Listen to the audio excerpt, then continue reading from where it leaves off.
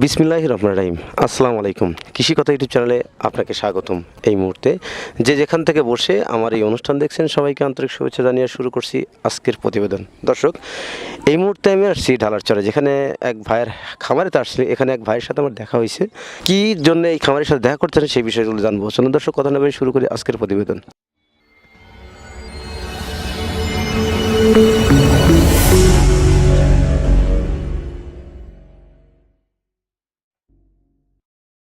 ভাই আসসালামু আলাইকুম। ওয়ালাইকুম আসসালাম। আপনার নাম কি ভাই? মোহাম্মদ ফারুক হোসেন। ফারুক হোসেন। আপনার গ্রামের বাড়ি কোথায়? আমার গ্রামের বাড়ি নন্দনপুর, আতাইকুলা থানা। আপনি তো নন্দনপুর থেকে আতাইকুলা থানায় থেকে আপনি আসছেন হচ্ছে ঢালারচরে। আপনি এখানে কেন আসছেন? এখানে এক ভাইয়ের হাঁসের খামার আছে, মূলত আমি হাঁস কিনি, এই জন্য এখানে আইছি। কি কি হাঁস কিনেন আপনি? এখানে হাঁস কিনি, পাতি হাঁস, বেজিং হাঁস, আরও রাজহাঁস, আরও চীনা হাঁস, এই সমস্ত হাঁসগুলো কিনি। কোন সিস্টেমে কেনেন আপনি? এই মাংসের জন্য কেনেন না অন্য কোনো বা পালন করার জন্য কেনেন? এটা মূলত আমরা বেঙ্গল মিটে দেই, শুধু মাংসের জন্যই কিনি। আর এই যেটা মূলত মাংসের জন্যই কিনি, যেগুলো খামাররা একত্রিতভাবে দেয়, সেগুলো আমরা যেটা মাংসের জন্য হয় সেটা মাংসের জন্য দিই, আর বিপরীতগুলো আমরা ঢাকা পাঠাই। টোটালি মাংসের জন্যই কেনেন আর কি আপনি? টোটালি মাংসের জন্যই আমরা কিনি। আচ্ছা, এখানে কি হাঁস কিনতে আসছেন আপনি? এখানে পাতি হাঁস কিনতে আইছি। এটা হাসি না হাসা? এটা হাঁসা। হাসা আর কি। আপনি বেঙ্গল মিটের মানে ওই সাথিয়া উপজেলাতে যে অবস্থিত বেঙ্গল মিট, ওখানে মাল দেন? জি, ওই জায়গাটাই মাল দিই। আমি তো বিগত দিনগুলোতে বিভিন্ন মানুষ দেখছি বেইজিং হাঁস পালন করতে তারা খুব বিপদের মুখে আছে বা বিপদে আছে, বা বেইজিং হাঁস পালন লসের সময় কেন তারা সঠিক জায়গায় বিক্রি করতে পারতেছেন না। আসলে এই বেইজিং হাঁস বা ক্যাম্বেল হাঁস বা অন্যান্য জাতের হাঁস মাংসের জন্য যে বেঙ্গল মিটে নেয়, এটা এই যে নতুন নিছে না পূর্ব থেকে নিছে? এটা আমরা এর আগেতেও নিচ্ছি, অত সকলেই তো আর এই জায়গায় চিনে না। এখন আমরা এই ব্যবসায় নতুন আসছি, এখন আমাদের নাম্বার হয়তো ওদের কাছে নাই, আমরাও জানি না ওই জায়গা আছে।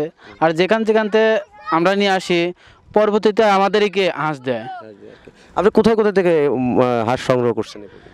এ পর্যন্ত আমি অনেক জেলা থেকে আনিছি। আমাদের পাবনা জেলাতেও অনেক জায়গা, যেমন এই কাছে ডালারচরে আইছি, এরপরেতে আমিনপুর গেছি, এরপরে সুজানগর থেকে তুলেছি, পাবনা দাসুরিয়া থেকে তুলেছি। এই সমস্ত এলাকা থেকে আমরা কিনে আমাদের বেঙ্গল মিটে মাল দিই। আপনারা কি বাইরে থেকে মাল নেন বা মানে আমাদের পাবনা জেলা থেকে অন্য কোনো জেলা থেকে সংগ্রহ করেন? হ্যাঁ, আমরা যেহেতু আমাদের মাংসের জন্য অর্ডার অনেক সময় বেশি চাপ পড়ে, তখন আমরা এই জায়গায় পাই না, তখন বাইরে থেকে আমরা কিনে নিয়ে আসি।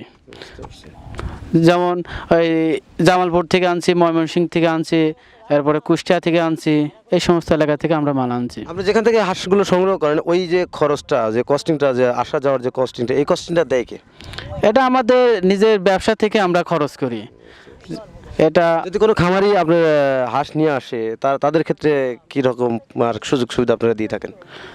তাদের আমরা একটা রেট দিয়ে থাকি যে ভাই এইরকম সাইজের হাঁসটা আমার এরকম হাঁস যদি হয় কীরকম রেট দিবেন, আমরা তার কথা অনুযায়ী আমরা এটা রেট দেই বা প্রাইস দেই, ওনারা সেভাবে আমাদের এখানে নিয়ে আসে। আপনারা বাসায় হাঁস কেনেন না হচ্ছে অ্যাভারেজ হাঁস কেনেন?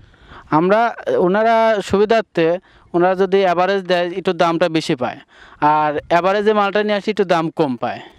আমরা বাসায় নিলে দামটা বেশি পায় আর কি। হ্যাঁ, বাসায় নিলে মালটা একটু দাম বেশি দেই, আর অ্যাভারেজ নিলে কম নেই।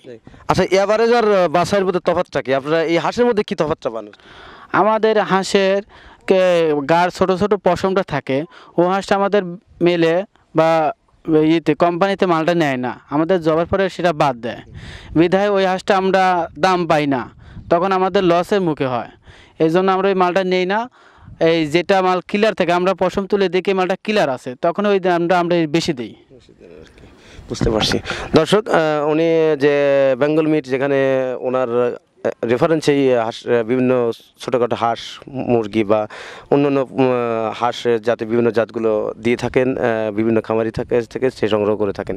কেন? কারণ একটা খামারি কিন্তু একটা প্রতিষ্ঠানে যায় মানে যে কোনো হাঁসের দিতে পারে না, আর ওনাদের মাধ্যমে সেটা দিতে হবে আপনাদেরকে। তো আপনাদের যাতে হাঁস বিক্রি করার প্রয়োজন মনে করেন, যারা হাঁস বিক্রি করতে চাচ্ছেন যে কোনো বয়সে বলতে হাঁসের একটা গ্যাস পশম থাকে, সেই পশমটা যখন কমপ্লিট হয় তখন আপনি হাঁসটা এই কোম্পানিতে বা এই বেঙ্গল মিটে দেওয়ার বা বিক্রির উপযোগী হয়ে থাকে। কারণ গ্যাস পশমটা যখন শেষ না হয় তখন কিন্তু ওই হাঁসটা কোম্পানি থেকে রিজেক্ট করে দেয়, আর রিজেক্ট করার মাল কিন্তু ওনারা নেয় না। আপনারা অবশ্যই রিজেক্ট করার মালও নেয়, কিন্তু ওনারা সে নিজের দায়িত্বে এবং ওখান থেকে বাছাই করে যেগুলো রিজেক্ট হবে না সেগুলো বিক্রি করেন, বাদবাকি যে মালগুলো সেগুলো রেখে দেন এবং পরবর্তীতে ওইগুলো আবার বিক্রি করেন। এটা হচ্ছে ওনাদের ব্যবসায়ী পলিসি। যাদের হাঁস বিক্রি করার খুব প্রয়োজন বা হাঁস বিভিন্ন জাতের হাঁস যেমন বেইজিং, ক্যাম্বেল, ইন্ডিয়ান রানা, যে কোনো জাতের হাঁস মাংসের জন্য যারা বিক্রি করতে চাচ্ছেন তারা এই ভাইয়ের সাথে সরাসরি যোগাযোগ করতে পারবেন। যোগাযোগ করলে অবশ্যই আপনি ওনার কাছ থেকে সঠিক দাম পেয়ে আপনি হাঁসগুলো বিক্রি করতে পারবেন। তো দর্শক, আজ এই পর্যন্ত দেখা হবে পরবর্তী ভিডিওতে। ততদিনে ভালো থাকেন, সুস্থ থাকেন। আল্লাহ হাফেজ, ধন্যবাদ।